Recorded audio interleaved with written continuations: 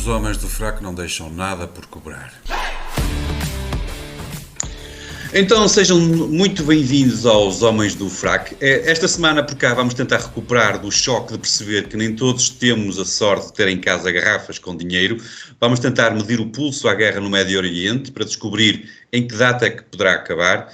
E lá para o fim vamos visitar o Partido Republicano Norte-Americano só para tentar recolher o máximo de informação possível para investigar, ou melhor, para investir nas casas de apostas. Para este episódio, com dinheiro, adivinhos e casas de apostas, convidamos alguém que nasceu em 1969. É sempre um ano particular. Em Matosinhos e foi batizado, acho eu, como Alberto Gonçalves. Acho que foi batizado. Foi a minha única experiência religiosa, foi batizado, acabou aí.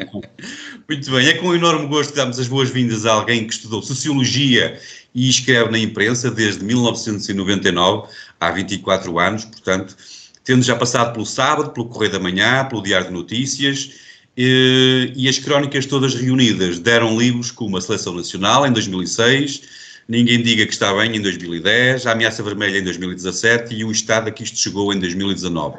Escreveu em 2022 um breve relato histórico, Um Segredo Público, Os Judeus de Trás dos Montes, e este ano o seu 6º livro, Nenhum Turista Vai a Tucson. É cronista residente e autor da rubrica semanal Ideias Feitas, no Observador, na Rádio Observador, e também em podcast, aqui mesmo ao lado. Nos segredos mais profundos, descobri que sonha ser camionista de longo curso na América, embora comece agora a suspeitar que é capaz de ficar só pelo sonho, e outro grande segredo dele é ser casado e viver em casa. Não? Peço desculpa, já não sou casado. Já não és? Pronto, então já não é segredo. Não. Mas ainda vives em casa. Desde há 4 anos, mas vivo em casa. Então peço desculpa. Eu gostava imenso, percebes como é? E é sempre um trauma muito grande ver pessoas que não continuam casadas. Alberto Gonçalves, muito obrigado, muito obrigado por teres aceitado o nosso desafio. Eu já confessei em off que sou um grande fã e, portanto, só falta mesmo assinar aqui o peito do menino. Antes de continuar, eu queria lembrar a parceria entre os Homens do Fraco e a Prozis. A empresa é líder e de referência em todo o mundo, em suplementos desportivos e muito mais. Comida preparada, artigos para casa, equipamentos esportivos, eletrónica, etc. E nós temos um desconto de 10% para vos oferecer. Usem o código Homens do Fraco durante o checkout ou utilizem o link disponível na descrição deste episódio ou então acedam só a www.prozis.com e insiram o código Homens do Fraco para aproveitar este desconto exclusivo. Têm desconto, já sabem, e ao mesmo tempo estão a apoiar-nos, é aproveitar. Mais uma vez, então, não quero ser repetitivo, Alberto, mas muito obrigado por teres aceitado o desafio. Bem-vindo ao Diogo Hofbauer, bem-vindo ao Gonçalo Galvão Gomes, os nossos comentadores residentes. E eu, se calhar, partia já para as cobranças. Nós hoje temos um programa ligeiramente fora do normal daquilo que é o nosso alinhamento habitual. Vamos ter um tema na primeira parte, porque os tempos assim o obrigam. E vamos ter 2 temas, como é habituais, mais internacionais na segunda parte. Entretanto, então, na primeira parte, eu ia já deixar que vocês começassem a falar sobre estes momentos conturbados que nós estamos a assistir. Isto já se passaram alguns dias desde que a bomba caiu, ou então ou desde que as preces foram ouvidas no além. Eu começaria pelo nosso convidado de hoje, o Alberto. Queria-te perguntar o que é que tu achaste mais grave, Alberto? Um gabinete ministerial ter garrafas com dinheiro ou as garrafas não terem dinheiro e não terem bebidas alcoólicas? Estou a ser apanhado de surpresa. Eu pensava que o dinheiro estava em livros, mas também achei estranho serem livros. Estava espalhado, segundo percebi, estava espalhado por vários países, entre os quais garrafas de vinho e livros. Havia garrafas de dinheiro em garrafas de vinho. Exato. Mas dentro das garrafas? Opa, não sei, não faço a mínima ideia. Talvez, das caixas. Aquilo foi tudo assim muito confuso. Eu confesso que a primeira coisa que eu fiz quando cheguei a casa nesse dia foi ir aqui aos meus livros e procurar. Não deve ter saído de lá. Eu nem 10 euros achei, também tentei isso, mas não consegui encontrar nada. Não, pensava que era só em livros, não sabia da parte do vinho. Não, mas diz tudo o que é que te diz, o que é que estamos a viver, qual é a tua sensibilidade?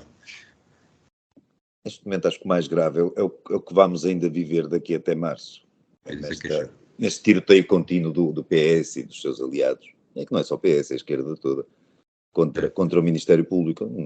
Não faço uma questão de defender o Ministério Público, já me tramou uma vez. Mas entre o Ministério, apesar de já me ter tramado uma vez, o PS já me tramou muitas vezes. E, portanto, entre o Ministério Público e o PS, mal por mal, prefiro o Ministério Público e prefiro acreditar neles. do que nos socialistas, pelo menos para já. Acho que isto, não sei se vocês têm reparado, cada dia tem havido um foco, pegam num tema ou num falso tema e cada dia disparam todos na mesma direção. E no dia seguinte pegam noutro tema, sempre para desvalorizar o processo, para descredibilizar o Ministério Público. Noutro tema, toda a gente pega nesse outro tema, todos no mesmo. Terceiro dia é outro tema. Tem sido assim nestes 6 dias. Tem sido assim e acho que vai continuar a ser assim por mais algum tempo, a menos que, comecei a notar, nós podemos dizer quando é que estamos a gravar isto, não é? Não temos que fingir que estamos... Sim, claro, sim.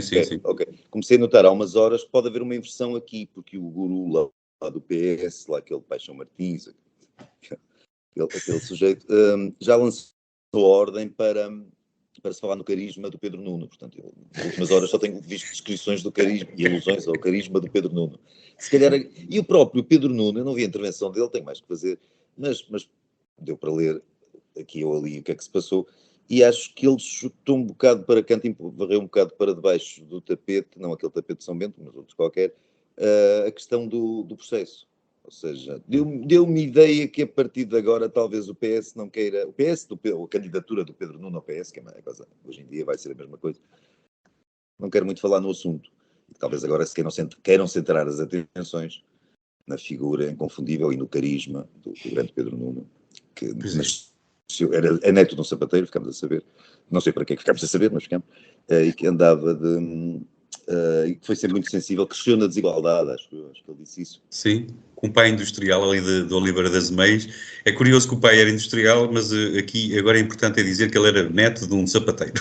Era neto de um sapateiro, o pai era industrial com contratos com o Estado. Exato. Particularmente quando o Estado é ocupado pelo governo desse Estado, é do PS. E o Pedro Nuno vivia na desigualdade lá, ou melhor, conduzia entre a desigualdade no seu Maserati.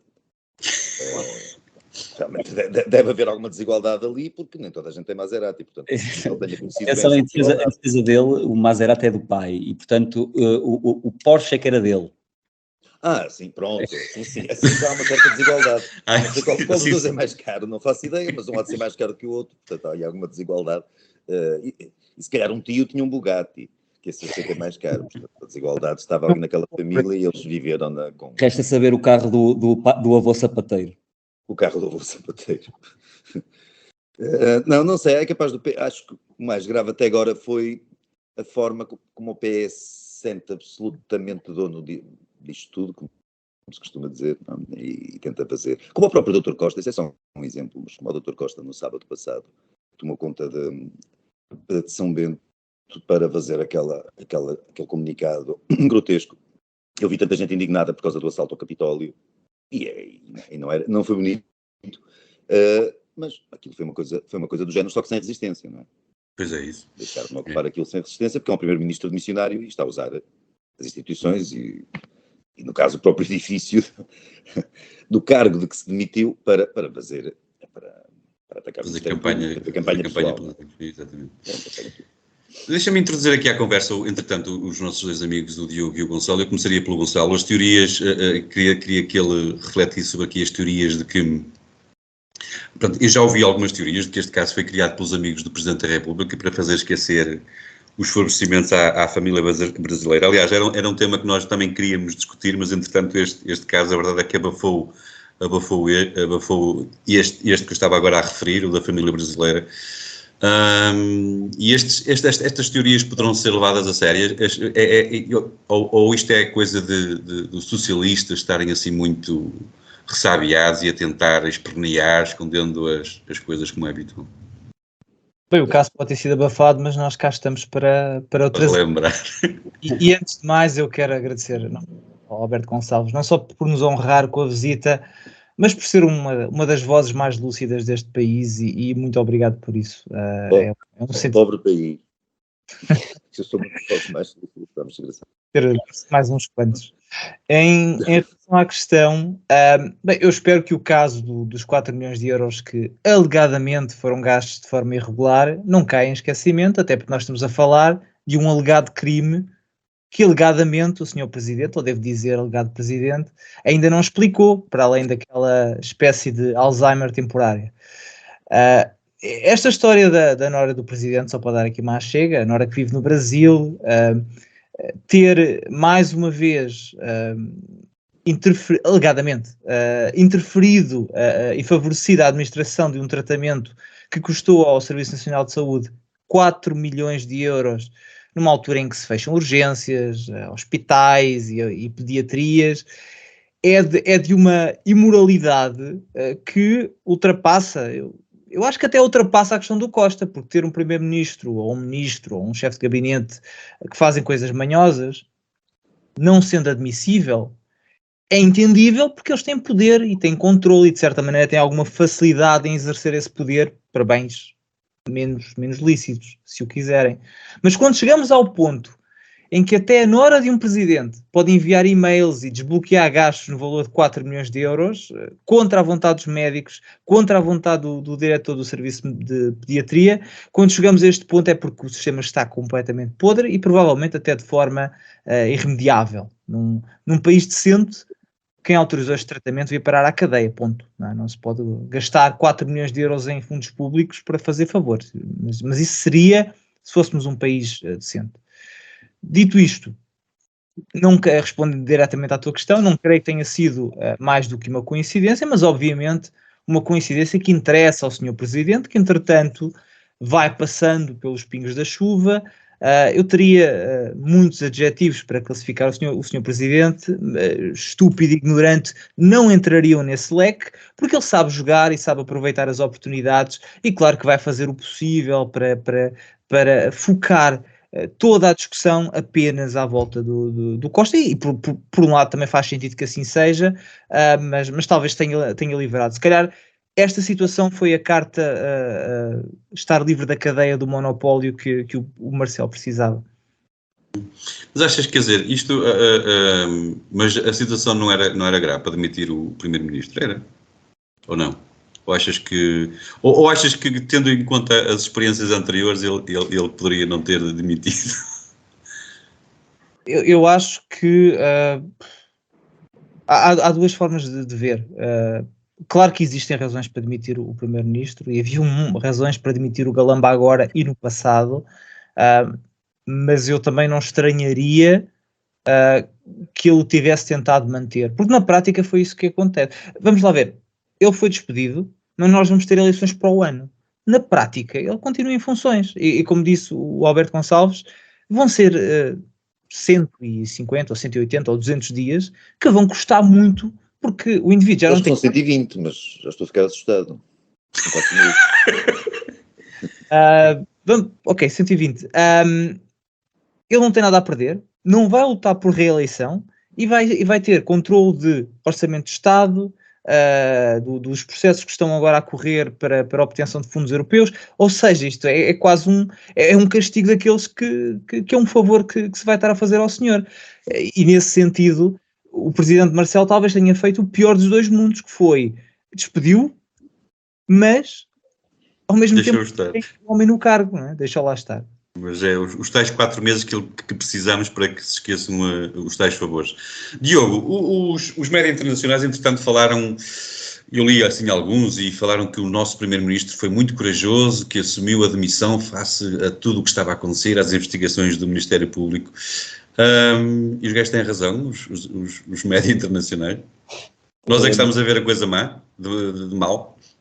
Ora bem, antes de mais, olá a todos, muitos beijinhos a todos, muitas notas, muitos charros, e um grande agradecimento ao Alberto, do qual eu sou há muitos anos leitor e já lhe confessei admirador da sua capacidade comunicativa e da coragem e, portanto, reforço o agradecimento por ser juntado a nós, mas também pela amabilidade e até entusiasmo com que acedeu ao convite e a todos os preparativos para este episódio que foram um bocadinho turbulentos, decorrentes, como tu já disseste, Zé Carlos, da situação turbulenta, que eu recebi com gargalhadas e com naturais festejos.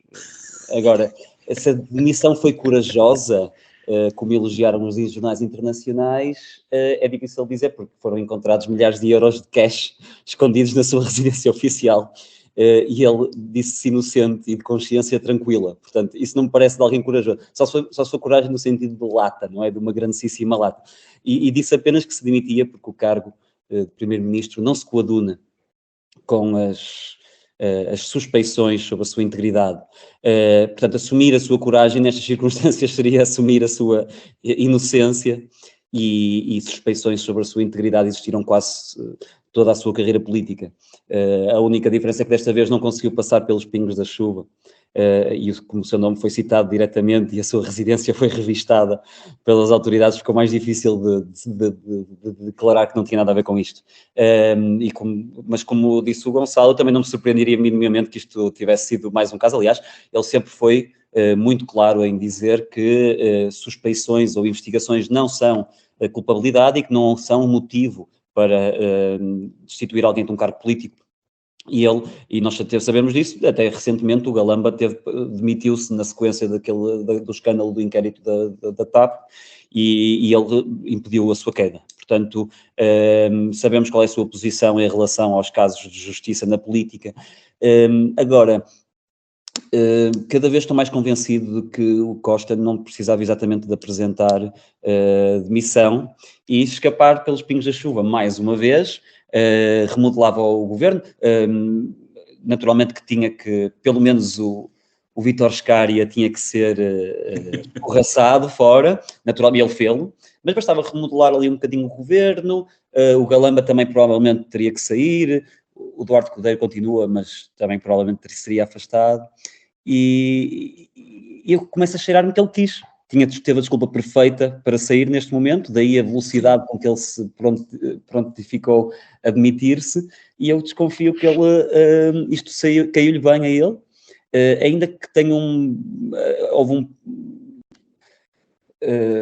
diria que ele tinha pretensões europeias, nomeadamente o cargo de Presidente do Conselho Europeu, que podem estar hipotecadas com isto, mas os recentes desenvolvimentos da investigação também não parecem indiciar que isto vai corporizar em nada concreto, e portanto ele até pode sair daqui vítima, não é? Ele até sai daqui com pretexto que permite apenas atirar culpas para cima do Ministério Público e dizer que o PS ia propagar a narrativa da martirização e da perseguição, e o facto de terem saído hoje todos em liberdade não me parece que seja um sinal de que o processo vai ter grande concretização, honestamente, e desconfio que toda esta campanha que tiveram a ter até hoje de atacar o Ministério Público, e as grandes figuras do PS fizeram desde o início, não me parece acho que o Ministério Público infelizmente lhes vai dar razão com este tipo de atuação, porque isto foi tudo feito de uma forma tão incompetente que até faz impressão. Isto faz-nos lembrar outros processos anteriores, quer dizer, o facto de depois dos processos se tornarem incompetentes, isto não é coincidências a mais, começam a ser também coincidências a mais, não é? Fazem lembrar isto. O Alberto há bocado falava em que nós vamos ter agora 4 meses de tormento, Alberto. A situação ficou assim tão má, ou seja, o governo, nós podemos ter aqui um governo agora, durante 4 meses, é um governo de gestão. O facto de ser de gestão não nos permite fazer tudo e mais alguma coisa, quer dizer, até poderemos ter sorte de ter aqui, durante 4 meses, o país funcionar a sério. Eu lembro-me que há uns anos, eu não sei como é que a Bélgica está neste momento até, mas a Bélgica durante muitos anos teve um governo de gestão, e aqui e o país foi de vento em popa. Portanto, aqui poderemos ter sorte. 4 meses, já imaginaste, 4 meses de um governo de gestão. Mas eles têm acesso a decidir, ainda, não é? Pelo menos neste primeiro mês e tal, até a dissolução da Assembleia. Da Assembleia. Eu diria que sim, até a Assembleia eles estão em pleno uso de funções, acho que sim. Até o aproveitamento, não, é só, porque ele vai ficar até a aprovação do orçamento, não é? Pois, é isso? Não sei, é que ficou meio do processo. Eu também não acho que o Ministério Público deva ter isso em consideração, devemos atacar, não, deixa acabar o orçamento. Mas foi o que o Presidente teve, o Presidente da República teve, então todos os outros vão ter que ter também. Pois, não sei qual é a prioridade. Em relação, voltando um bocadinho atrás àquilo que o Diogo disse em relação à atuação do Ministério Público, pois provavelmente é capaz a coisa não ser, como de costume, não ser exatamente, não estar muito bem feita. Mas a verdade é que, por exemplo, não gosto da palavra neste contexto, mas a narrativa de hoje era que, como caiu a acusação por corrupção, e ficaram as acusações de tráfico de influências houve uma outra, mas agora não me ocorre, mas sobretudo a tráfico de influências. Isso não significa que não tenha sido cometido um crime. Também não significa, por outro lado, que esse crime vá ser provado.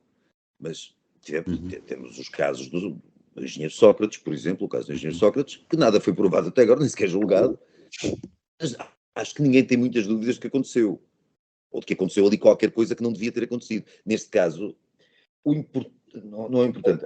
Aqui há duas fações. Há um grupo de pessoas que já estão convertidas, que acham que aconteceu alguma coisa. Eu acho, sinceramente, que aconteceu alguma coisa. Se é a coisa mais grave que já aconteceu na história da República Portuguesa, acho que não, provavelmente não, com certeza. E há um conjunto de pessoas que, acreditando ou não no que aconteceu, querem passar a ideia de que não aconteceu nada, a toda a força. E é esse tipo de bombardeamento a que eu me referia. Uhum. O facto de cair um dos crimes e permanecerem dois, uma das acusações, da suspeita, e permanecerem duas das acusações relativas a dois tipos de crime, não invalida, não é exatamente um atestado de seriedade daquela gente, não é? Nós estaremos todos aqui anestesiados. Eu estava aqui agora a ouvir-vos e estava aqui a pensar. Eu ouvi o Gonçalo, ouvi o Diogo e estou a ouvir a ti e a pensar, parece que estamos todos aqui anestesiados. O que aconteceu, se fosse há 10 anos atrás, isto não era grave. Porque, quer dizer, estamos anestesiados neste sentido. Parece que já aconteceram tantas merdices nos últimos anos com estes homens que estão no governo. E as coisas foram sempre avançando, ok, e foram sendo relativizadas, e nós agora parece que já estamos aqui anestesiados. Quer dizer, isto acontece.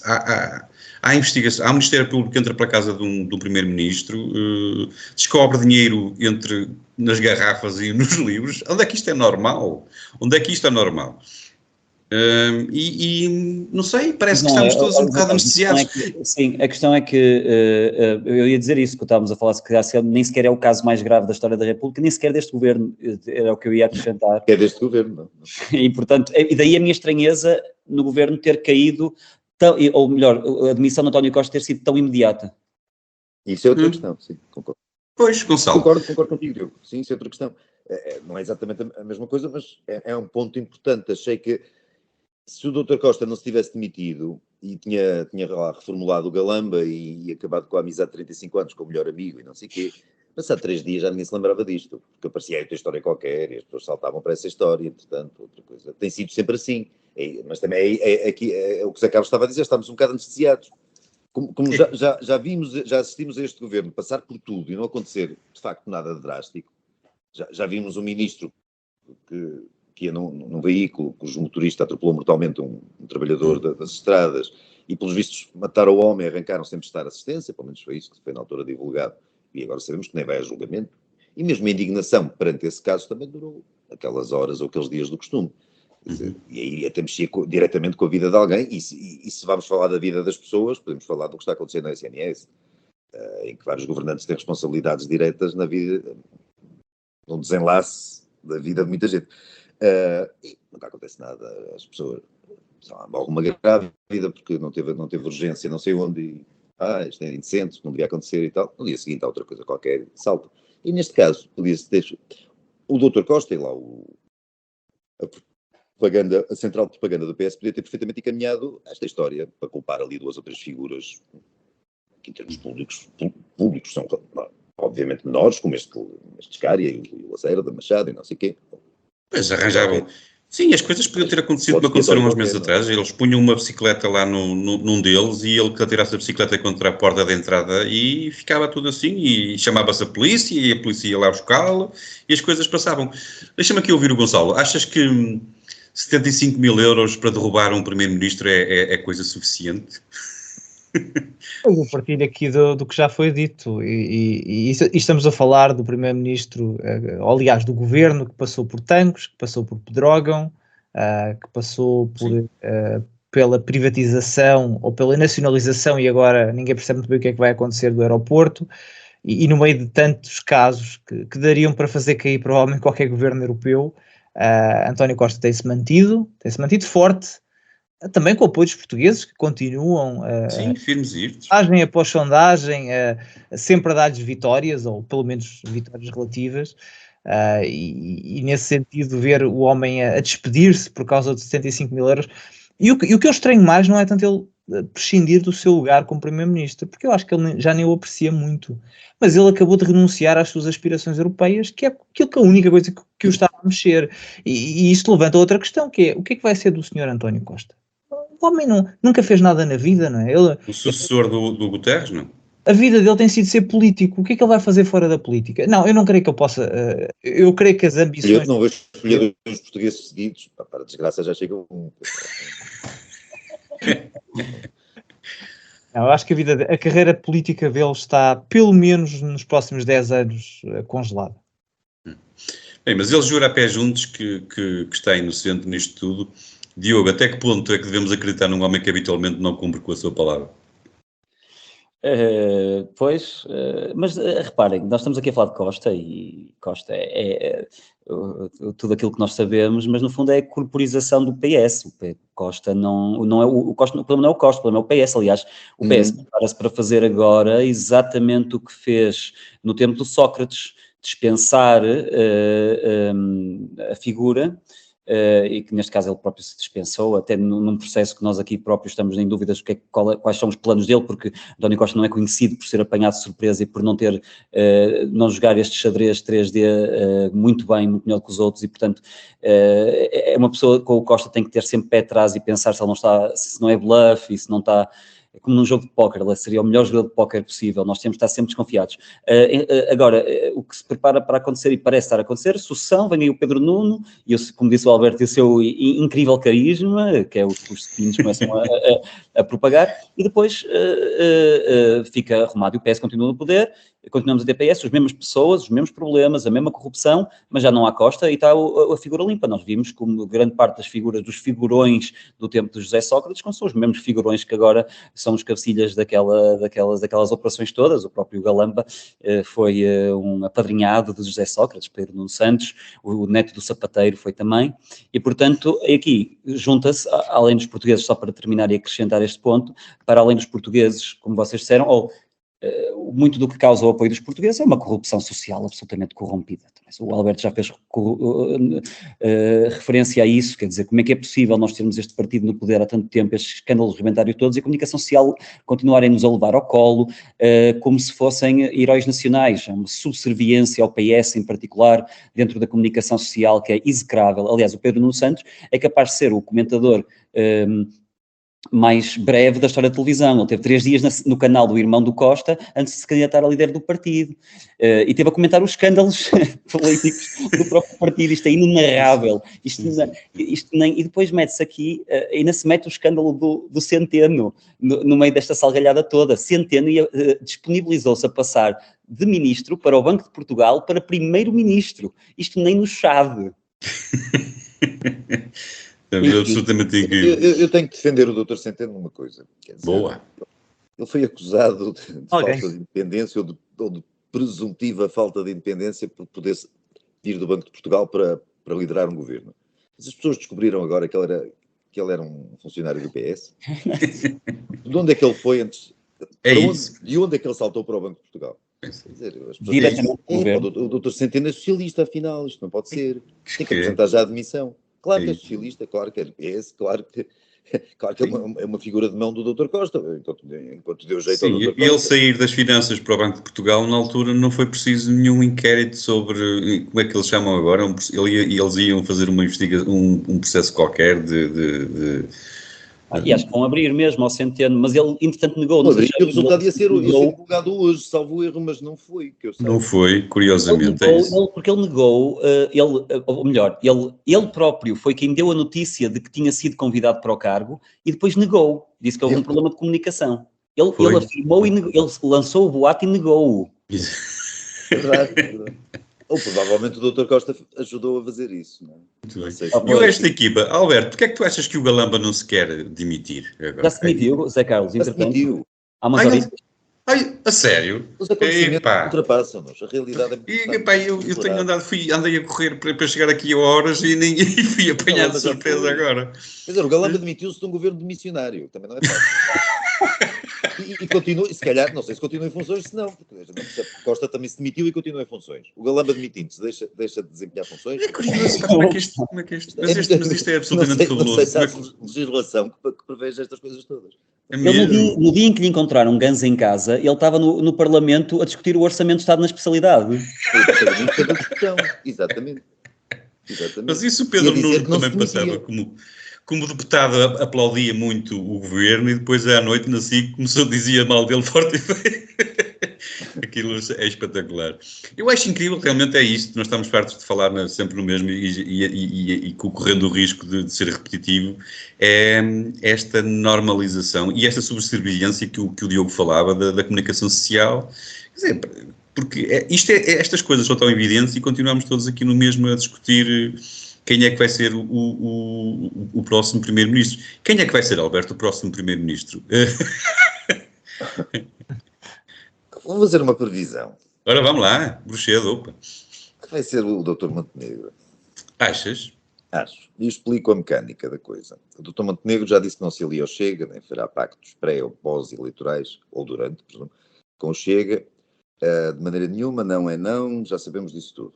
E acredito que ele cumpra isso até um determinado momento ou em certa medida.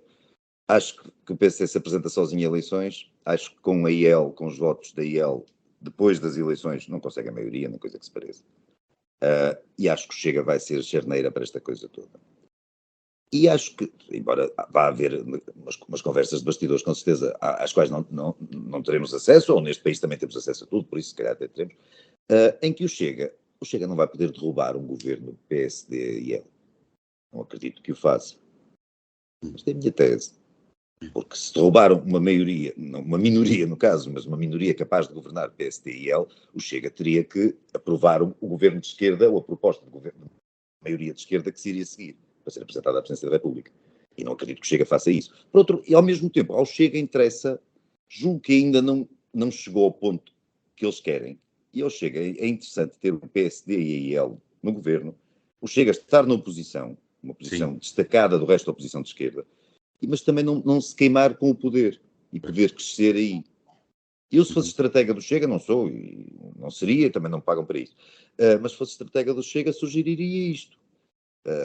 E no caso do PSD agora, o Dr. Montenegro também não tem muita volta a dar, não pode, e aí ela acho que também não aceita lá fazer nada com o Chega, não sei se bem, se mal, isso não vou, quer dizer, sei mais ou menos, mas estás convencido que no PS vai ser o Pedro Nuno, o Neto Sapateiro? Que o líder do PS? Sim. Sim. Os outros não têm hipótese? Quem são os outros? Só mais um é aquele Carneiro, não é? Carneiro. E o Medina não chegará à frente? O Medina era... Diz, desculpa. O Medina. Não vês hipótese de Medina? Não sei se ainda é vivo sequer, não. Calou-se. Vais ouvir falar dele, não sei. Agora, falava-se na possibilidade do Seguro avançar. Também acho que não ganharia. Mas o Seguro, a candidatura dele já ficou inviabilizada com este José Luís Carneiro, que acho que é um homem de confiança do Seguro, ter avançado. Portanto, acho que se houvesse a possibilidade do Seguro avançar, eles ter-se entendido antes, não é? Portanto, não estou a ver quem pode vir aí. O Assis, que era o PS moderado e o PS anti-geringonça, já ficou convertido à possibilidade de uma geringonça. É o facto do PS poder aliar sem problema nenhum a dois partidos comunistas e que são agora mais ou menos os franchises nacionais do Hamas e tal. O Assis fez o endorsement do Pedro Nuno, não foi? Fez, esteve lá. Sim, fez o endorsement. Eu sei que eles se reuniram, por acaso fiquei surpreendido, mas o Pedro Nuno, assim, de repente ficou mais... Mas parece que ficaram... É engraçado, como disse o Alberto, terem o principal arquiteto da geringonça e o principal crítico são agora fortes aliados à liderança do PS. Não fico surpreendido, mas cá por umas coisas que não posso divulgar em público, ou talvez divulgue um dia, não sei, em relação à figura do Dr. Assis, mas pronto. Não é nada de grave ou de criminal, nada de todo. Mas não fico muito surpreendido com a coerência dele ou com a falta dela. Isso não, nada. Muito bem, ele aqui perto de casa já levou uns tabefes, se calhar por causa disso. Em Felgueiras, não foi? Em Felgueiras, sim. Foi a Marinha Grande, aquele teve direito, não é? Todos eles. Não foi assim, não projetou para grandes voos, mas são os voos que, pelos vistos, satisfazem, não é? Muito bem. Então, vamos lá ver. Resumindo, temos tu apostas tudo no Montenegro. Estamos falados, então. Eu aposto tudo no Montenegro. Parece-me que ele tem hipótese de chegar lá.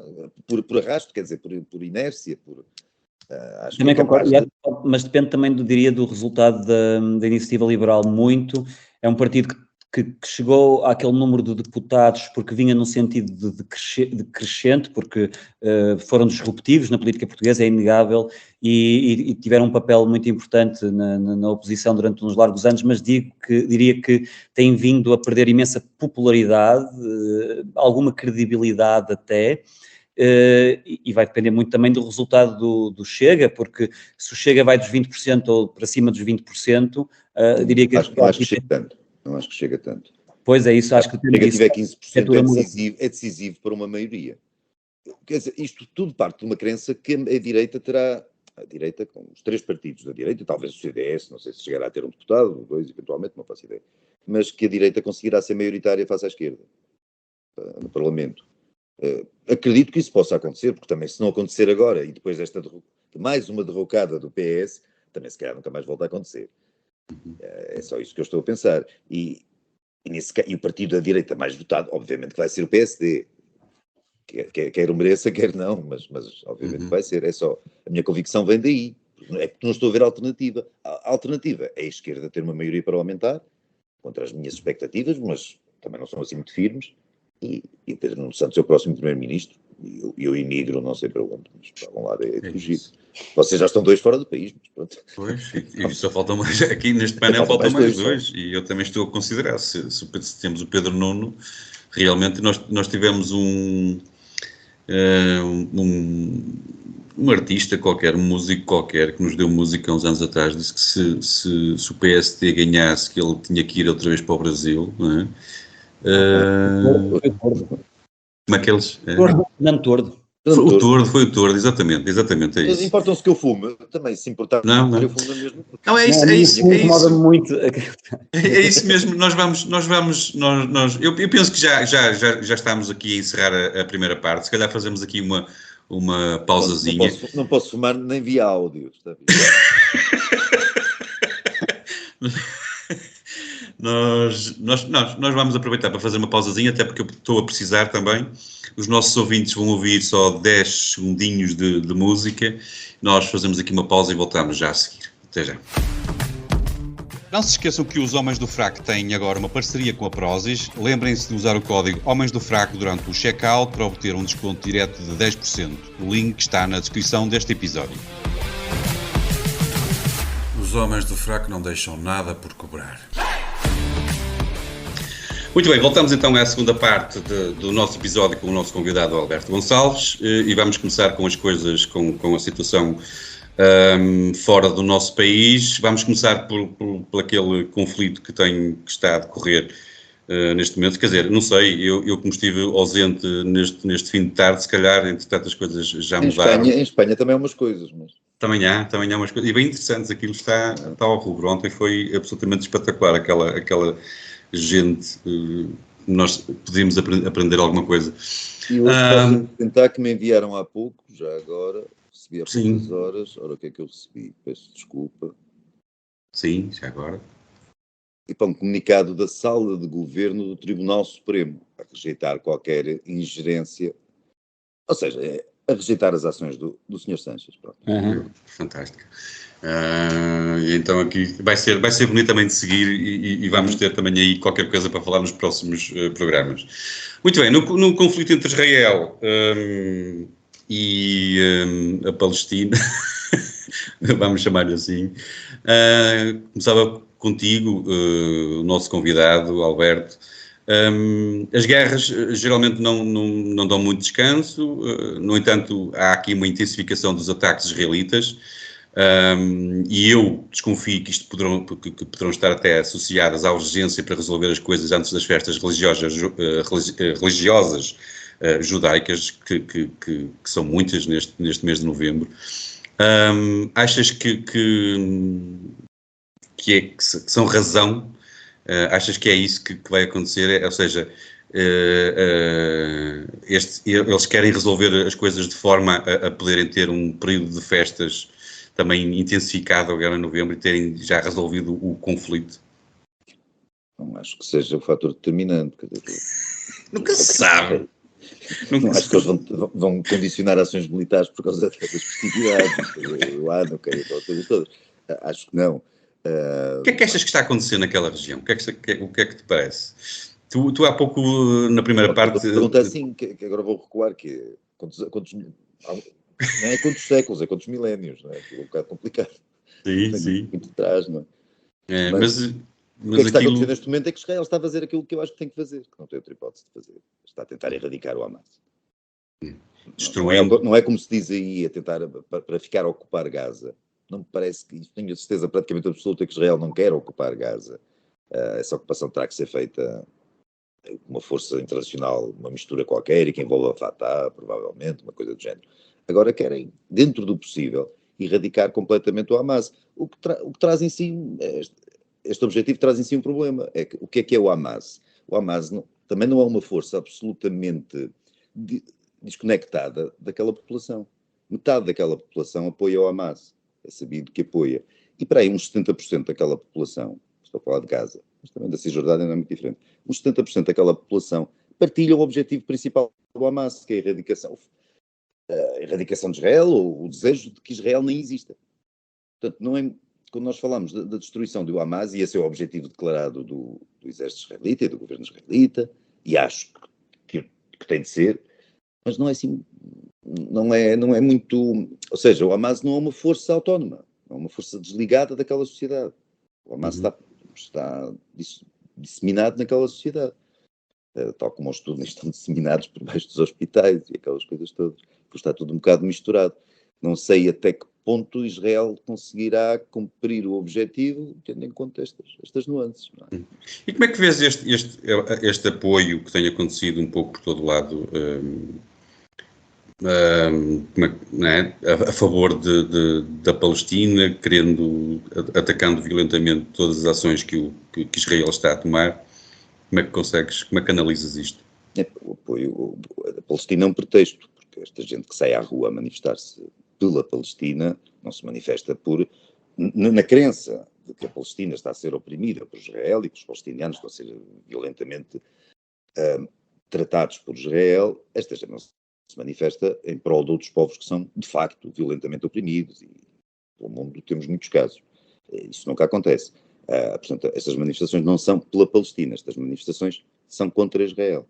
São contra Israel e temos duas grandes forças aqui que se juntaram, que é a extrema-esquerda ocidental, que, como Israel é uma democracia, a extrema-esquerda ocidental está sempre contra qualquer democracia, e se a democracia for Israel, ainda acho que há ali uns vestígios de antissemitismo ancestral que ainda ajuda mais à festa. E depois temos a rua árabe, que não sai à rua. A rua árabe fica em casa quando há muçulmanos assassinados noutras circunstâncias, por chineses, os uigures, por exemplo, por outros muçulmanos, como o Hamas fez quando tomou conta de Gaza, por exemplo. Não parece que a rua árabe tenha saído a protestar, não parece, não saiu mesmo a protestar por esses crimes e por esses assassínios. Sai contra Israel, porque o mundo árabe também, por motivos diferentes da nossa extrema-esquerda ocidental, também não quer que Israel exista. Uns não querem, uns o objetivo é mesmo esse. Os outros aproveitam Israel como pretexto no caso da extrema-esquerda. Agora, nós vemos, isto é tão caricato e tão hipócrita que nós vemos, sei lá, manifestações por aí fora, bandeiras LGBT pela Palestina. E, portanto, ainda hoje vi uma fotografia qualquer, mas já vi várias coisas. Estamos sempre a ver isso. Trans pela Palestina.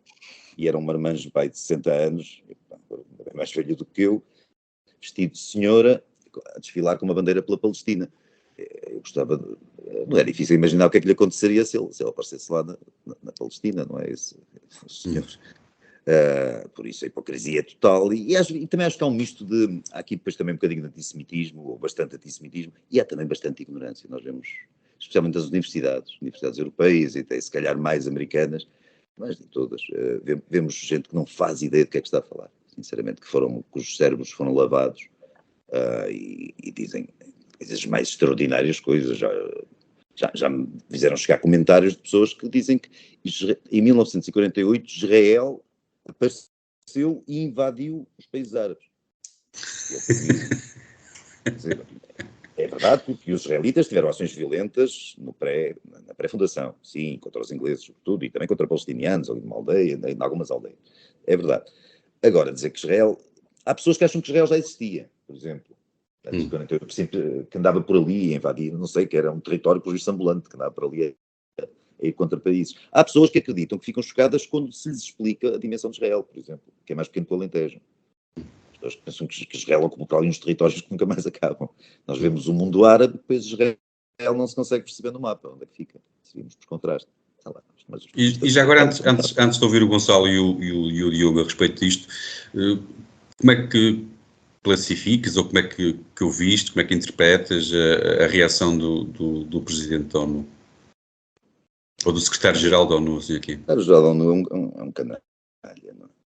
Da maneira de dizer isto, não consigo arranjar e estou a tentar ser simpático, porque ele tem um gabinete ali, mais ou menos, está rodeado de chineses, não chineses, pessoas que sejam técnicos de naturalidade necessariamente chinesa, mas a China pesa muito ali, é o que sei no Secretário-Geral da ONU hoje em dia. E depois, e o Qatar e a Rússia e há uma série de influências, e que o engenheiro Guterres, sendo por natureza uma pessoa débil, um espírito fraco, provavelmente cede a essas influências. Acho que o que ele disse é absolutamente inaceitável. Acho que cumpriu o seu papel ao pedir a admissão, já sabia que ele não se ia admitir, com certeza, ter as costas quentes por cento e tal países do mundo, quase todas ditaduras, mas tem. E a função dele é obedecer a algumas dessas ditaduras, não digo a todas, mas a algumas delas, e em particular a chinesa.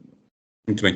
Diogo, tu achas que pode ter acontecido aqui um problema na tradução entre os palestinianos, não é? Quando houve, imagino que possam ter havido aqui conversas entre os palestinianos e os israelitas, e aqui uma tradutora qualquer incompetente dos embaixadores ter aqui feito um problema qualquer na tradução e ter levado a este... tu não gostas muito, tu não vais muito na conversa de passar a mão pela cabeça dos israelitas, já sabemos disso. Não, mas não é passar. Eu acho que é perfeitamente compatível a ideia ou seja, é perfeitamente compatível a minha opinião em relação às atuações de Israel com grande 99% do que o Alberto disse e de quase tudo o que o Gonçalo diz sobre o tema, porque é perfeitamente possível condenar as ações, não é só condenar as ações do Hamas, odiar o Hamas e o Islão com todas as minhas forças, que é o meu caso, e de reconhecer a dificuldade do povo judaico e até do Estado de Israel e as circunstâncias em que acontecem, em que foi criado e em que se desenvolveu, e o direito à sua existência e o direito à sua defesa, é perfeitamente conjugável com a condenação de crimes de guerra ou da morte indiscriminada de civis. Esses civis, em grande medida, podemos dizer que podemos alegar que apoiam o Hamas, e é verdade, o Hamas está imiscuído na sociedade palestiniana e mais concretamente em Gaza, naturalmente, mas quando nós estivemos agora no episódio do milhão, porque até agora nenhum líder terrorista ou um líder de Estado que estava a ser perseguido foi morto por bombas direcionadas a edifícios. E agora Israel bombardeou um campo de refugiados e que, por exemplo, quer o Saddam, quer o Bin Laden, que são as guerras que eu me lembro assim mais grandiosas em que os Estados Unidos estiveram envolvidas, era para apanhar esses dois, e esses dois não foram apanhados com todo o bombardeamento todos os anos em que os civis foram massacrados por bombas americanas, foram apanhadas por operações especiais, mas aparentemente sugerir isso faz de mim um fantasista, um idealista. Seja como for, diria que a imagem de Israel está prejudicada porque o ataque do Hamas não foi casos bélicos para pagar grande parte do que nos está a chegar agora, e depois, claro, foi como tu disseste, Zé Carlos, é uma guerra de informação, não sabemos muito bem o que acreditar, e não podemos acreditar em nada do que nos chega praticamente, é tudo uma guerra de informação, quase todas as informações que nos chegam são desmentidas 2 dias depois, no entanto as pessoas continuam a reagir a elas como se não soubessem deste padrão, e há muita especulação acerca de como esta situação está a ser usada pelo Bibi para adiar o seu fim político. Nós sabemos que a sua situação política antes deste ataque era fraca e instável e contestada, e ele fez alterações importantes, por exemplo, ao sistema judicial, e é justo pelo menos especular sobre o que ele faria para se manter no poder, fosse ignorar os avisos do início do conflito, e nós temos indícios de que, as suspeitas são evidentes, quer dizer, a Mossad, que é uma das agências de inteligência mais bem treinadas e mais equipadas do planeta, não conseguem descobrir, não conseguem interceptar uma intifada em parapente, quer dizer, é inconcebível isto, e portanto é justo especular o que é que o Bibi não faria para se manter no poder, quanto mais não fosse prolongar o conflito e adiar o inadiável. Depois, claro, o grande perigo é que isto, para mim, é que isto se estenda para um conflito internacional, especialmente preocupante porque os Estados Unidos ainda recentemente anunciaram um brinquedo novo, não sei se vocês viram, uma bomba que eles dizem que é 24 vezes mais poderosa do que a largada em Hiroshima. Seria de esperar que os Estados Unidos quisessem que nos esquecêssemos que são um país controlado por genocidas, mas eles gostam de se gabar disso. E a China e a Rússia, entretanto, também estão a produzir armas nucleares. A China tem um plano de 1000 até não sei quando, e a Rússia, digamos que não tem grandes motivos para cumprir o tratado nuclear que tem com os Estados Unidos, agora que está em guerra com eles na Ucrânia, e até foi noticiado, acho que foi pelo Wall Street Journal esta semana, que há suspeitas de que o grupo Wagner está a enviar ao Hezbollah novos sistemas de defesa aérea. O Hezbollah, claro, que é o grupo terrorista libanês ligado ao Irão e ao Hamas e inimigo de morte de Israel. Portanto, aqui o meu grande medo está precisamente na escalada disto num conflito mundial, e cada vez mais isso parece possível. Mas eu, antes de passar ao Gonçalo, deixa-me ouvir de ti, porque eu sei, eu já fiz esta pergunta ao Gonçalo, deixa-me fazer a ti, eu fiz esta pergunta ao Gonçalo numa outra ocasião, deixa-me fazer esta pergunta a ti hoje, depois do que, independentemente de eles saberem ou não, porque dá a ideia das tuas palavras que colocas a hipótese, mesmo que remota, de que isto tenha sido arquitetado ou com conhecimento Não digo arquitetado, digo que o conhecimento existia, e aliás não sou eu que o digo, um antigo líder da inteligência israelita veio dizer o mesmo, que o Bibi já sabia destes ataques, e creio que foi um responsável egípcio que tinha dito também que já tinha alertado Israel em relação à possibilidade deste ataque. Portanto, também não sou eu a dizê-lo. Uhum. Mas vamos partir do princípio que eles não sabiam. Como é que achas que Israel devia reagir depois do que aconteceu? Como é que deveria reagir? Eu já dei a minha opinião. Eu acho que o Hamas se desmantela pela raiz e não com o bombardeamento indiscriminado de civis. A indústria da guerra naturalmente agradece, mas a minha experiência neste tipo de perseguições ao homem ou perseguições a organizações faz-me crer que podemos passar a parte do bombardeamento de civis à frente. Uhum. Muito bem. Gonçalo, achas que os ataques do Hamas não têm qualquer razão para existir? Eu vou ter todo o gosto em responder a isso. Deixa-me só perguntar, porque o Diogo falava em operações especiais. O Hamas tinha, antes da guerra ter começado, ou deste último ataque ter começado, uma força estimada entre 20 mil e 25 mil soldados. Operações especiais existem nas Forças Armadas quando tu queres matar um elemento, ou um grupo de elementos, ou uma lista de pessoas, 10, 12, 20 pessoas. Como é que com operações especiais se consegue fazer a caça a 25 mil soldados, que alguns deles nem sabes quem são, que não usam uniformes, que não usam equipamentos, que se misturam no meio de instalações civis? Ou seja, o que eu quero perguntar é, eu entendo o teu racional, mas do ponto de vista militar, que nenhum de nós percebe muito, como é que tu imaginas que eles se iriam sentar numa sala e diziam, ok, nós queremos matar estes 25 mil pessoas, como é que nós nos vamos organizar para fazer isto, se não for bombardear aquilo que eles acreditam os centros de operações do Hamas? Mas atenção que esta semana foi bombardeado e foi confirmado esse bombardeamento num campo de refugiados. Portanto, também há aqui falhas por investigar. Além disso... Com certeza. Além disso, estás-me a perguntar sobre estratégia militar, que eu não sei. A minha observância externa está apenas em perceber que grande parte deste bombardeamento indiscriminado, que nós já vimos no passado. Tu chamas indiscriminado, Israel não chama indiscriminado, não dizendo que tu tens razão, ou que tu tens razão, ou que algum de nós tem razão. Mas tu, quando dizes indiscriminado, significa que eles carregam no play e começam a bombardear tudo como se não existisse um objetivo subjacente. Correto. E eu desafio um bocado essa ideia, porque eu não creio.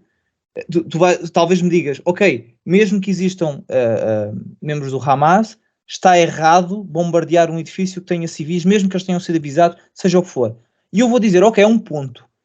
O que o desafio é a ideia de é indiscriminado, ou seja, eles carregam no play e toca a arrebentar tudo. E eu acho que isso não é, não há uma fonte de informação que nos permita ter essa convicção.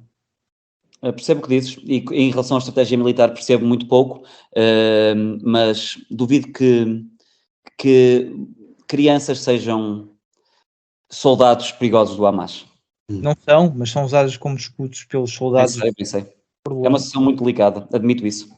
Sim, ainda hoje havia soldados do Hamas ou pessoas ligadas ao Hamas num hospital a disparar. Portanto, como é que se faz agora esta...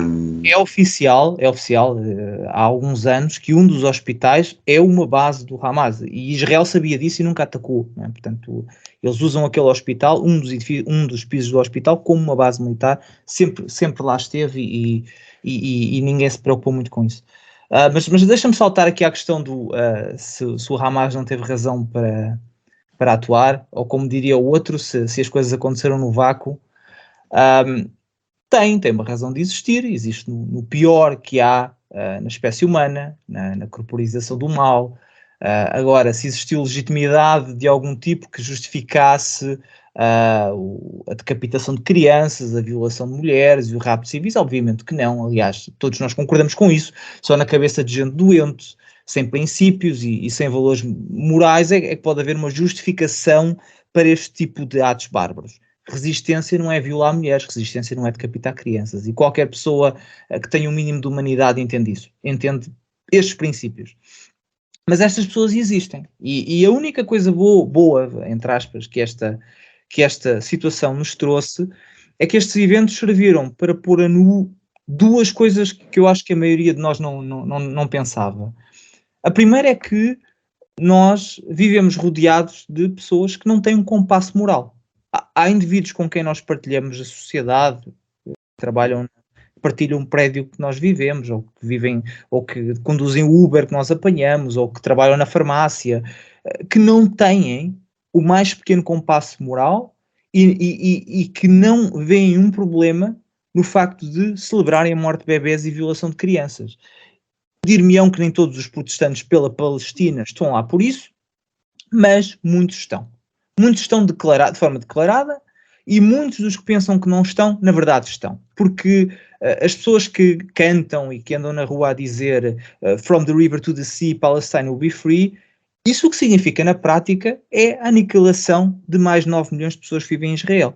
O river é o Rio Jordão, o sea é o mar Mediterrâneo, para tudo ser Palestina, nada podia ser Israel. Portanto, a ideia do From the river to the sea, Palestine will be free é a aniquilação de Israel e das pessoas que lá vivem. E isso leva-me ao segundo ponto, que ficamos mais elucidados. Hoje é mais fácil entender o que aconteceu no Holocausto e, de certa maneira, entender o efeito que a propaganda anti-judeus teve e tem nas pessoas. Porque nós durante anos andámos a ouvir o Never Again e esta ideia popular de que todos teríamos sido antinazis em 1933. E a verdade é que não. A verdade é que uma grande fatia da população estaria na linha da frente para linchar judeus, para os mandar para o campo de concentração. E estas pessoas hoje até se dão ao luxo de andar com cartazes na rua a dizer isso. E a mensagem hoje se calhar é um bocadinho mais sofisticada, não é? Antigamente os judeus traziam typhus e doenças e eram feios e eram burros. Hoje em dia é o From the river to the sea. Mas é preocupante. Ao mesmo tempo é bom, porque nós agora sabemos com o que podemos contar e contamos com uma sociedade em que muita gente são completos sociopatas, mas ao mesmo tempo é assustador, porque eles vivem perto de nós. Eles não estão na Palestina, eles estão aqui, à nossa volta, e isso é preocupante. Portanto, vocês também podem colocar esta hipótese de que esses... há pouco o Alberto falou nisso, de que há manifestantes LGBT lá no meio, eles quererão que aquilo seja território grande e com muito espaço para que os palestinos todos que vivem aqui, como tu dizes, no meio de nós, possam todos ir para lá. Não, as pessoas. Vamos lá ver. Eu acho que há argumentos razoáveis para ser contra a forma como Israel tem gerido alguma das questões de território. Agora, não há nenhuma forma razoável de ser gays for Palestine. Ninguém que defende gays for Palestine pode estar bem da cabeça. Porque estamos a falar de um país que tem no seu código legal, eles não é cultural apenas, no seu código legal é proibido ser homossexual. Dá cadeia. Cadeia é os que têm sorte, não é? Porque, como aconteceu ainda há pouco tempo, o que lhes acontece são decapitados, são torturados e passam pelos piores horrores da humanidade. Mas uma pessoa que diga, vamos lá ver, tu podes ser gay e apoiar a causa palestiniana de certa forma, eu nem vejo grande objeção em relação a isso, mas a frase gays for Palestine é de gente doente da cabeça. É a questão do tu não odeias quem te odeia, que ironicamente é um sentimento profundamente cristão. Não parece que seja por aí. Isso é a mesma coisa que a organização inexistente, imaginária, sei lá, de Super Dragões pelo Benfica.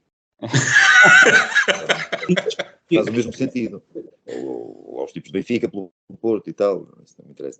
Em relação ao que o Diogo disse, só queria mencionar um ponto. Eu pondero a informação que vem de Israel, meço-a, tento avaliar dentro das minhas pobres possibilidades, se é verdadeira, se não é, até que ponto aquilo é plausível ou não é. Eu não acredito em nada que venha de Gaza, não por vir necessariamente do Ministério da Saúde de Gaza, e só isso dá vontade de rir, mas por vir também dos senhores da ONU que estão lá. Não acredito neles, não acredito na BBC que esteja lá, não acredito nos correspondentes estrangeiros que estão embedded, não é? Lá como já se viu em alguns casos da Reuters e da CNN, que são apoiantes do Hamas, são simpatizantes do Hamas e andam lá com eles. Portanto, não acredito em nada que venha dali. Portanto, quando se fala num hospital que foi bombardeado e que se massacraram não sei quantas crianças, eu não tenho ideia nenhuma, não tenho dúvidas nenhumas que numa guerra destas vão morrer inocentes, com certeza, e as crianças são, por definição, inocentes, embora eles aproveitem para as instruir desde muito cedo, isto não é justificar absolutamente nada, Deus me livre, mas para as instruir desde muito cedo em odiar os judeus e os vizinhos israelitas e tal, mas as crianças continuam a não ter culpa disso. Agora, que vão morrer e que estão a morrer, com certeza que sim. Agora, os números eu não faço a mínima ideia, porque se nós somarmos os números das vítimas que são divulgados, que vêm lá de dentro de Gaza, a população de 2 milhões e 200 mil pessoas que Gaza tinha, neste momento já desapareceu não sei quantas vezes, porque todos os dias são mais de 50 mil crianças, ou cada semana mais 100 mil crianças e mais, e depois são muitas crianças, quer dizer, também. Nas informações a quantidade de crianças em Gaza parece maior que o total da população. Parece a terra do nunca, não é? Tem mais crianças do que adultos. Sim, quer dizer, eu não conheço um país que tenha os cuidados que Israel tem demonstrado para minimizar a morte de civis. Dentro das dificuldades, que morrem civis sem culpa nenhuma, morrem. E alguns morrem às mãos do Hamas, diretamente. Há uma série deles mortos às mãos do Hamas, ao que parece. Porque o Hamas não quer que eles fujam para sul, porque o Hamas, por uma série de circunstâncias, e depois são todos imputados, imagina eu, Israel, não é? E sabemos que o Hamas utiliza ambulâncias, o Hamas utiliza hospitais, o Hamas utiliza mesquitas, utiliza escolas, como abrigo da sua infraestrutura, Diogo. Quer dizer, Israel não está à procura de 3 operacionais naquele território. Israel está a ver se desmantela toda uma estrutura. Isto não é bonito, mas também não é fácil. E não sei como é que poderia fazê-lo de outra maneira. Não sei. Eu também não. Sou sincero, eu também não. É muito difícil de... É muito difícil, mas eu há pouco pedi-te uma previsão no futuro. Vou-te pedir outra, Alberto. Como é que achas que isto vai acabar? É possível, depois disto... concordo com o Diogo, embora... Desculpa terminar a pergunta. Não, é isso. Será possível coexistirem as duas nações depois disto? Israel e Palestina? Sim. Eu acho que era o ideal. Israel sempre esteve disposto a isso. Quer dizer, Israel aceitou isto desde a primeira hora, e a Palestina não, os países árabes invadiram Israel numa guerra convencional, não foi como esta barbárie de agora, numa guerra convencional no dia seguinte à fundação de Israel, em maio de 48, não é? E depois fizeram sucessivamente em 67, 73 e por aí fora depois os métodos não convencionais e as intifadas todas e aquelas coisas todas. Agora, se isso é possível depois deste conflito, acho que não. Em termos futuros, este conflito não agrava as hipóteses, não compromete as hipóteses disso acontecer mais do que estavam comprometidas antes, não as aumenta nem as diminui. Tem que haver ou seja, de alguma forma Israel conseguiu uma certa paz mais saudável, mais podre, em alguns casos, com os países vizinhos. Conseguiu. Com o Egito está com, mais ou menos com a Arábia Saudita, o Hamas até, acho que uma das razões do que aconteceu em 7 de outubro foi impedir o avanço do estabelecimento de relações de alguma, não digo amizade, mas de alguma tolerância entre Israel e a Arábia Saudita, a Jordânia, etc. Acho que é possível perfeitamente, sim. Acho que, e de certeza, mais do que possível é de certeza desejável. Se vai acontecer, eu não sei. É que uma questão aí, por isso que eu citei agora Diogo, estou talvez um bocadinho mais otimista em relação ao Diogo quanto à Terceira Guerra Mundial vir dali, mas tal como eu espero que não venha. Nem dali, nem de lado nenhum, nem do outro lado qualquer. Espero que não haja uma guerra que nos envolva a nós, por exemplo. Principalmente. Mas depois de chegar aqui a casa é mais chato. Era chato. Mas espero que não, acredito. Não acho. Eu acho que o ataque de 7 de outubro teve componentes provavelmente inéditas. Sim, acho. Não acho que o resto que vai decorrer daqui, já vi. Eu estava com receio com o Hezbollah, que o Líbano é controlado pelo Hezbollah, não é? E pelo Irão, que interviesse na guerra de forma ativa e não fez. Portanto, há uns certos equilíbrios que agora espero que Israel resolva a questão que limpa aquilo da estrutura do Hamas o mais depressa possível. Israel hoje, acho que as forças israelitas já tomaram o parlamento de Gaza. Imagino que vamos esperar, eu não imagino nada, eu espero que a coisa corra o menos mal possível. É uma guerra, não há motivos para festejar de lado nenhum. Mas... Muito bem. E o que eu queria era chegar agora então, se vocês não tiverem mais nada a acrescentar, eu propunha avançarmos no segundo tema desta segunda parte, porque eu vou tomar notas agora, porque eu quero ir correr para a casa de apostas e vamos falar da vida dos republicanos nos Estados Unidos e eles tiveram agora, têm tido alguns encontros. Gonçalo, tu que gostas destes e continuas a seguir os jogos por lá, como é que está o jogo, como é que está o campeonato? Bem, se queres fazer apostas, a aposta que tu devias fazer é aquela que não vai dar dinheiro nenhum, porque toda a gente sabe o que é que vai acontecer, né? Mas o jogo está interessante e eu estava de férias no Egito e não deixei de ver o debate. Não é uma coisa que digo com orgulho, mas é o quê? Espera, desculpa interromper isto tudo. Foste de férias ao Egito agora? Fui de férias ao Egito em setembro, agosto. Antes desta questão, ok. Foi antes. Se calhar foi por isso que aquilo interessante se desenvolveu. Eu uma vez perguntei a um dos guias se existiam judeus a viver no Cairo. Ele, com muito orgulho, disse: não, nós não temos cá disso. Faz muito bem. E cuspiu para o lado. Não, mas eles tinham lá uma sinagoga. Não, mas não, judeus não temos cá disso. Ok. Mas havia centenas de milhares, desculpa. Havia, mas Marrocos, tiveram que sair, porque toda a gente é muito acolhedora, mas quando são judeus a situação é diferente. Bem, em relação ao jogo republicano, eu, como já disse, gosto muito. Aliás, este terceiro debate das primárias foi até mais interessante do que os anteriores, teve menos candidatos, estes conseguiram falar mais um bocadinho, e deu para entender algumas das ideias. O grande vencedor da noite, aquele que mereceria as apostas, que não vão valer nada, foi Donald Trump, que não esteve lá, que mais uma vez conseguiu ganhar um debate em que não compareceu, que é um feito interessante. A par deste foi, na minha opinião, o Vivek Ramaswamy, que foi o único candidato que trouxe alguma coisa diferente dos 5 que lá estavam.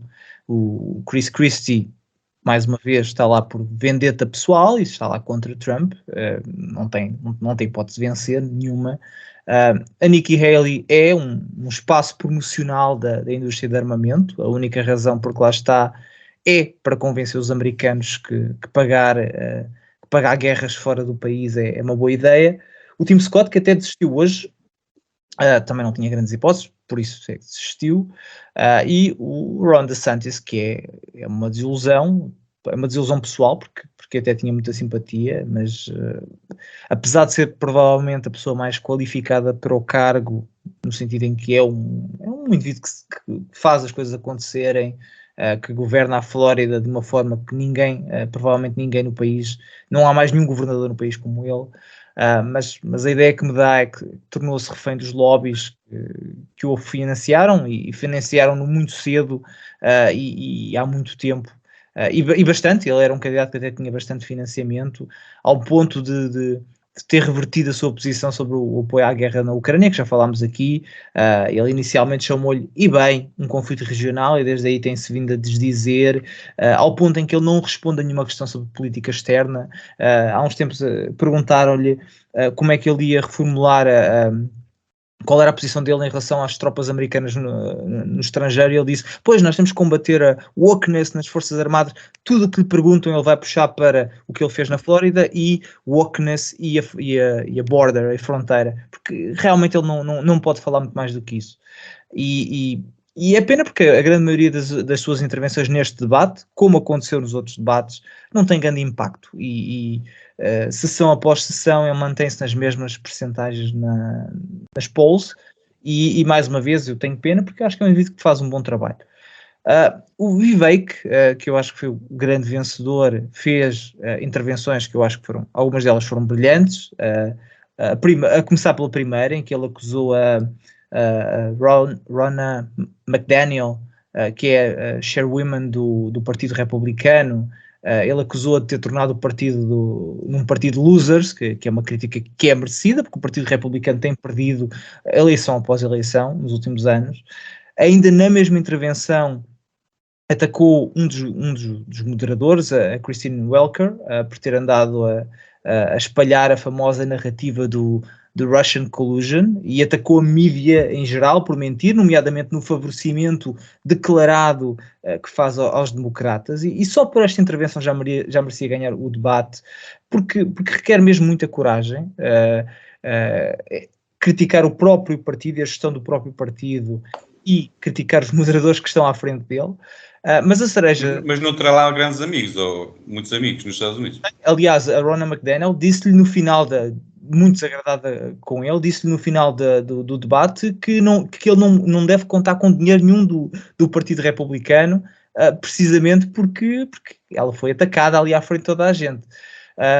Mas foi um ato de coragem, e mais uma vez foi merecido. Não foi um ataque só por si, foi um ataque merecido, porque ela tem muita responsabilidade no estado do Partido Republicano, principalmente os midterms que ocorreram há uns meses, em que era uma vitória quase garantida, e não foi. E ela tem responsabilidade disso. Mas só para terminar, a cereja no topo do bolo foi o ataque declarado que ele fez à Nikki Haley, que, como já mencionei, está lá com uma agenda específica ao serviço da indústria da guerra, e ainda bem que existem pessoas para lhe dizer esse tipo de coisas na cara. O grande vencedor, o grandíssimo vencedor, Donald Trump, que talvez neste debate tenha encontrado a pessoa certa para uma vice-presidência da agenda America First, que faz falta à América e que também nos fazia falta a nós, como exemplo, porque nós também precisávamos de mais políticos europeus Europe First, dos globalistas, mas vamos ver o que é que acontece. Está animado, vamos ter um outro debate em breve, e cá estaremos para dar update. Portanto, na tua opinião, apostas é no Trump? Se não for metido na prisão, sim. Diogo, sim, deixa-me perguntar-te a ti, aqui o Gonçalo já foi dizendo que isto também é muito importante para nós. Eu queria que tu, como guru de todos nós, porque é que isto é mesmo importante para nós? Ora bem, isto é importante para nós porque se o Partido Democrata ganhar as próximas eleições, iremos provavelmente ter uma terceira guerra mundial, como eu disse há pouco. Tem sido um mandato muito belicista, digamos assim. Se o Partido Republicano ganhar, provavelmente também, mas diria que é menos provável. Diria que é menos provável porque os favoritos a ganhar, a grande favorito a ganhar, o Trump, e agora o grande destaque deste debate e a nova grande figura do Partido Republicano da coqueluche, o Vivek, afastaram-se dos neocons e dos fantoches, dos senhores, como dizia o Gonçalo, dos senhores do armamento e da indústria da guerra, e são verbalmente candidatos anti-guerra, anti-intervencionistas. Muito do que o Trump não conseguiu, inclusivamente, alcançar durante o seu mandato, nomeadamente retirar as tropas americanas da Síria, foi porque não o deixaram e disseram mesmo que não dava mesmo, porque nós não acreditamos nisto, mas há figuras nos Estados Unidos que mandam muito mais do que o presidente. Mas o Trump até deu passos muito sólidos no caminho da paz no Médio Oriente, com os acordos de Abraão, que foram ali quase que estagnados e congelados. Pela primeira vez tivemos países árabes a reconhecer a existência do Estado de Israel.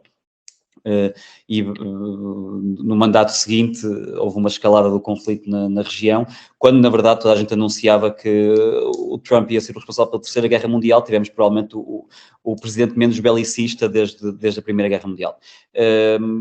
O Vivek, que foi sem dúvida o grande destaque deste debate, está a tornar-se cada vez mais difícil não gostar dele ou desconfiar dele. Eu não sou de entusiasmos como o Gonçalo. O próprio Ron DeSantis me entusiasmou, até porque vinha na sequência do como ele era verbalmente e politicamente. Opunha-se às medidas pandémicas, e nessa medida eu não consegui senão estar entusiasmado com a sua atuação, porque não houve mais nenhum líder político de destaque no Ocidente que o fizesse, e portanto também não quero embandeirar em arco com o Vivek, mas está-se a tornar cada vez mais difícil não gostar dele. Ele humilhou por completo a Nikki Haley, ele chamou-lhe Dick Cheney on 3-inch heels. E é o que, na verdade, a Nikki Haley, como o Gonçalo disse, é o maior exemplo de um fantoche da indústria da guerra. O Vivek é claramente um tipo muito inteligente, muito corajoso e muito perspicaz, e fez uma denúncia que ainda foi se calhar maior, nomeadamente em relação à indústria da guerra, que ele disse, e cito: políticos corruptos em ambos os partidos gastaram trilhões, mataram milhões e ganharam bilhões. E esta denúncia do negócio que é a guerra foi acompanhada de uma denúncia também dos apoios à Ucrânia. Ele denunciou a mentira da campanha que é defender a Ucrânia, é defender a democracia. Ele tentou desmistificar isso tudo, disse que os não-Ucrânia estão a fugir todos agora que a coisa está a correr para o torto, a tentar fugir de bicos de pés, e que ele está a adorar ver isso. Ele denunciou tudo, e a forma explícita como ele fez na televisão nacional americana foi uma coisa quase inédita. E há, ainda que quase inédita, ou mais chocante se calhar até para nós europeus, que apesar de tudo nos Estados Unidos a dissidência tem mais mediatismo um pouco do que aqui, mas diria que ilustra bem este conflito que existe agora no Partido Republicano. Existe uma parte pró-guerra, pró-agenda, pró-lobbies, pró-indústria de armamento, e um partido republicano que é representado mais, se calhar, pelo Vivek e, em certa medida, pelo Trump, que é mais libertário, mais não intervencionista e, sobretudo, mais ligado à sua base de apoio popular, que o Partido Republicano já há muito que ignora. Alberto, eu não sei se acompanhaste, se tens acompanhado estes debates dos republicanos. Vais acompanhando, tu que até gostas do país, não é? O teu sonho é ser motorista de pesados naquele país. Portanto, achas que depois do país ter recuperado a decência, achas que haverá hipótese de ele voltar à indecência? Estás a perguntar-me se o Trump vai ser reeleito? Acho que, a julgar pelos meus imaginários colegas camionistas, e por esse meio social, e por, não só camionistas especificamente, os outros candidatos republicanos não existem, quer dizer, na América. Eu vou várias vezes à América, e no último ano estive lá 3 vezes, um ano e pouco, e vou sempre para zonas lá do sudoeste, coisas que eu gosto. E ninguém sabe quem é o DeSantis sequer, quer dizer, ninguém faz. Eu simpatizava com o DeSantis, como o Diogo falou, por causa da pandemia e tal, aquelas coisas todas. Mas ninguém sabe quem é o homem, muito menos os outros candidatos. Ninguém. Fora das grandes cidades em que a coisa se divide, estou a falar do sudoeste sobretudo, que é onde eu vou mais vezes, ou quase sempre, é o Trump. Fora das grandes cidades, toda a gente é do Trump, e vemos coisas por lá que aqui em Portugal seriam impensáveis. Apareceria a polícia nas casas, com certeza. Eu até comprei, porque custavam $7, aquilo era giro, umas bandeiras gigantes a dizer fuck Biden. Comprei por recordação, mas há quem tenha aquilo desfraldado à porta de casa, mas com frequência. E o fuck Biden não é para apoiar a Nikki Haley ou o DeSantis ou outro qualquer, é para apoiar o Trump. Claro. Aquela gente é toda do Trump. Toda. Depois das grandes cidades aquilo divide-se um bocado, porque o panorama eleitoral americano, o geoeleitoral americano dividiu-se, mudou o paradigma do Sul ser aquilo que se tinha estabelecido mais ou menos a partir dos anos 60. O Sul é republicano, o Norte e as costas são democratas. Agora não é bem assim. Agora o interior, a ruralidade é republicana, a urbanidade tende a ser democrata, e nesses meios, sei lá, em cidades que, olha, Tucson, por exemplo, e Phoenix, e essas cidades grandes, e Dallas, e por aí, a coisa divide. Nos meios urbanos é meio, mais ou menos. O que retira, como a tendência é a ruralidade encolher face ao meio urbano, é uma das explicações, não é só incompetência, é uma das explicações pelas quais o Partido Republicano tem perdido eleições sucessivas, porque está a perder as cidades completamente. Nós vemos cidades do Texas que votam maioritariamente democrata hoje em dia. Isso seria absolutamente impensável.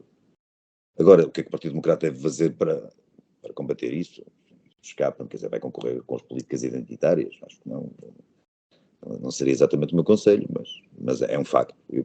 Eu gosto mais, em vez de pensar no que vai acontecer, gosto mais de tentar perceber o que já aconteceu e o que está a acontecer. Esses são factos. Agora, em termos de debates das primárias republicanas, não vou ver isso. Quer dizer, não sei como é que estão as sondagens, mas há pouco tempo o Trump tinha 50 e tal %, não é? O DeSantis para aí 18 ou 20, e os outros não se conseguia perceber onde é que estava o traço, porque não andava ali. 5% cada. Sim, máximo ali. Quer dizer, é evidente que se o Trump não for preso, não lhe deram AVC ou não morrer, é o Trump candidato.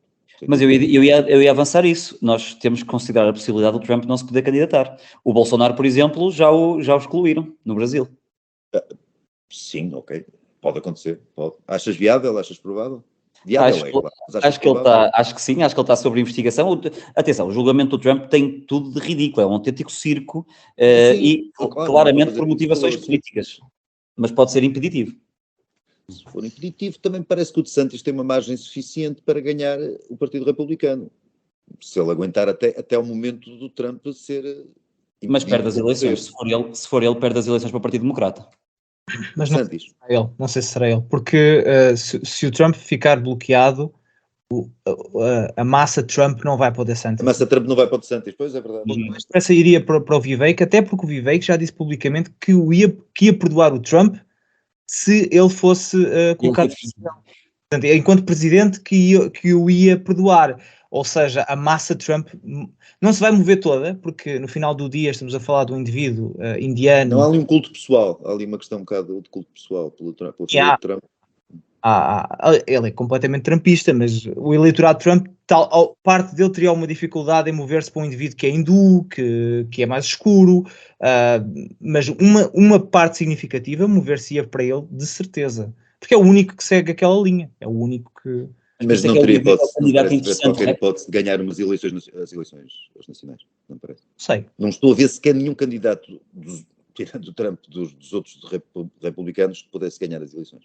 Mesmo contra o Biden, por incrível que pareça. Eu acho precisamente o contrário. Eu acho que Biden perderia contra a maioria dos candidatos. Aliás, é mais difícil para um dos candidatos às primárias ganhar esta primária do que seria ganhar contra Biden, que é altamente impopular. Estamos a falar de um presidente que é dos mais impopulares da história americana.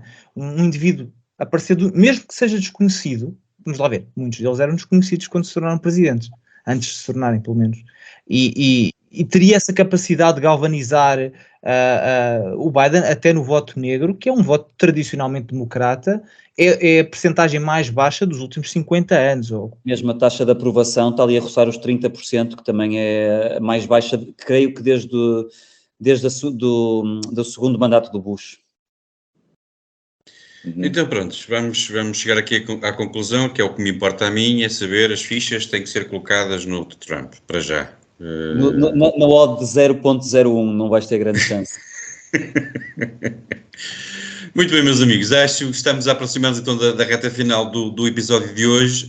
Antes de irmos embora, vamos aos nossos drinks para a despedida. Eu começo por ti, Gonçalo. A quem é que tu vais brindar hoje?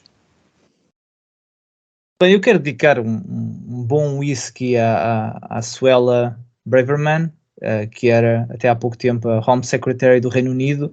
A senhora teve o azar de constatar o óbvio e dizer que a polícia tinha uma atitude mais tolerante em relação a alguns protestantes, nomeadamente aos que andam a apoiar o Hamas, e foi despedida por isso. Um brinde à senhora, teve coragem de dizer o que já se sabe, que é: a polícia tem 2 pesos e 2 medidas, se for uma manifestação para o ambiente ou para os ecoterroristas, há um peso, se for negacionistas, há outro peso. Ela teve coragem de dizer isso e perdeu o emprego, portanto, um brinde, whisky. Diogo, a quem é que tu brindas? Eu hoje vou abrir a exceção, eu hoje não vou brindar com uma bebida, eu estou na Holanda e o que eu vou fazer é, eu tenho inclusivamente aqui um charro e vou dedicar estas últimas passas ao nosso Ministro das Infraestruturas. Ex-ministro, acho eu. Ex-ministro de missionário do governo de missionário. Por aí. Muito bem, e eu vou brindar com um shot de Poison, que é uma bebida fantástica, tem 50% de absinto em chamas e 50% de licor de creme de whisky, e vou dedicá-lo ao meu Futebol Clube do Porto, que vai disputar a liderança do grupo da Liga dos Campeões com o Barcelona, mas no nosso campeonato consegue perder em casa com o último classificado nessa jornada, na altura. Portanto, e um brinde então de Poison ao Porto.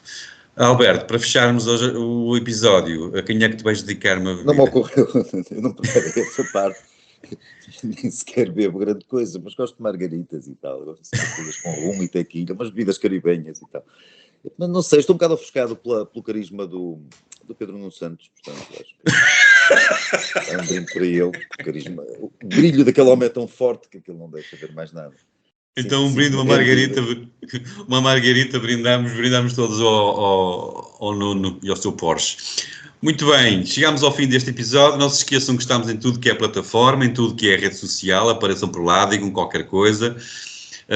Já agora um agradecimento a quem tem aparecido e que tem dado forças aqui às nossas cobranças. E também não se esqueçam que os Homens de Fraco são patrocinados pela Prozis e com o código Homens do Fraco recebem um desconto direto de 10%. O link está disponível na descrição deste episódio. Temos também descontos, temos uma parceria com o OCO, para quem gosta de livros, eles também nos apoiam, portanto apareçam por lá. Aproveitem os descontos, ajudem-nos a cobrar e tudo é mais fácil se visitarem www.homensdofraco.com e de lá acederem seja às plataformas digitais, seja aos nossos episódios, sejam estes descontos, aproveitem, é fácil, de lá tem porta para tudo. Obrigado por estarem desse lado, nós voltamos para a semana com os habituais Diogo Hofbauer e Gonçalo Galvão Gomes, apareçam. Resta-me agradecer mais uma vez a disponibilidade do Alberto Gonçalves, com muita amizade, e espero que não seja a primeira da tua presença. Da tua visita aos Homens de Fracos, tens a porta aberta e espero que possas vir muito mais vezes. Muito obrigado por ter estado connosco hoje. Obrigado pelo convite. Uma boa semana para todos, beijinhos, abraços, até para a semana. Tchau. Até para a semana.